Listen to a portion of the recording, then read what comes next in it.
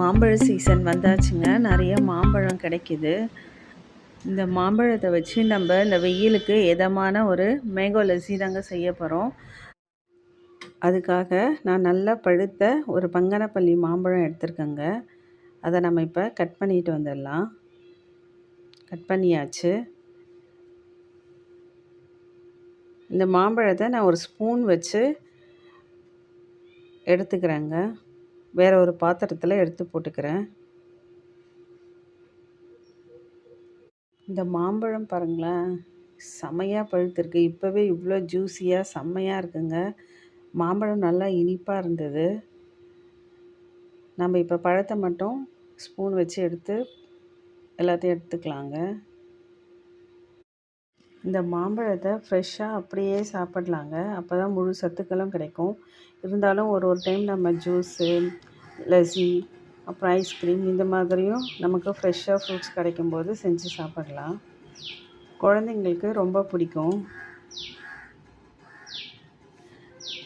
கொட்டையும் நம்ம வேஸ்ட் பண்ண வேணாம்.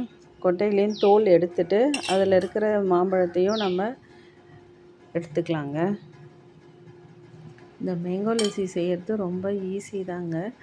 மாம்பழம், சர்க்கரை, ஃப்ரெஷ்ஷான தயிர், டக்குன்னு ஈஸியாக செஞ்சிடலாங்க கொஞ்ச நேரத்துலையே. ஆனால் செம்ம டேஸ்டி அண்ட் ஹெல்த்தியும் கூடங்க.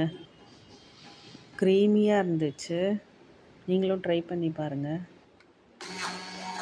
இப்போ நான் எடுத்து வச்ச மாம்பழத்தை ஒரு பிளெண்டர் வச்சு நான் பிளெண்ட் பண்ணிக்கிறேங்க.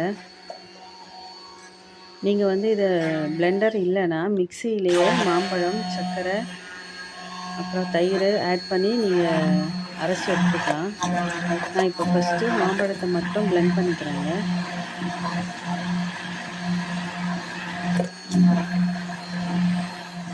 இப்போ 2 ஸ்பூன் சர்க்கரை ஆட் பண்ணிக்கிறேங்க. உங்களுக்கு டேஸ்ட்க்கு ஏற்ற மாதிரி ஆட் பண்ணிக்கோங்க. ஃப்ரெஷ்ஷான தயிர் எடுத்துருக்கேன். நம்ம இப்போ மேங்கோ லஸ்ஸி தான் செய்கிறோம்.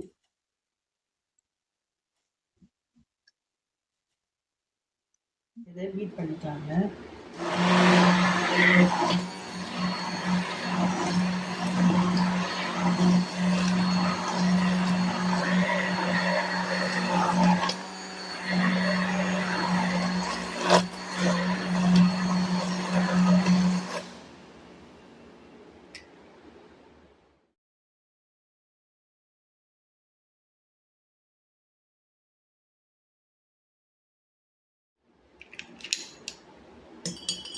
பாருங்கள், இப்போ சூப்பரான ஹெல்த்தியான மேங்கோ லஸ்ஸி ரெடி ஆயிடுச்சு.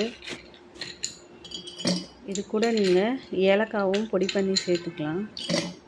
நான் இப்போ ஐஸ் க்யூப் போட்டு இந்த லஸ்ஸியை குடிச்சிங்கன்னா இந்த வெயிலுக்கு அவ்வளோ இதமாக இருக்குங்க. இது கூடவே குங்குமப்பூவும் ஆட் பண்ணிக்கலாம். உங்களுக்கு பிடிக்கும்னா பாதாம், பிஸ்தாலாம் குட்டி குட்டியாக கட் பண்ணி இதில் ஆட் பண்ணிக்கலாங்க. உங்களுக்கு இந்த வீடியோ பிடிச்சிருந்தா நீங்களும் ட்ரை பண்ணி பாருங்கள். எப்படி இருந்ததுன்னு சொல்லுங்கள். ஆனால் நிஜமாலுமே செம சூப்பராக இருந்ததுங்க. அந்த மாம்பழத்தோட ஃப்ளேவர் அப்படியே ஃப்ரெஷ்ஷாக இருந்தது.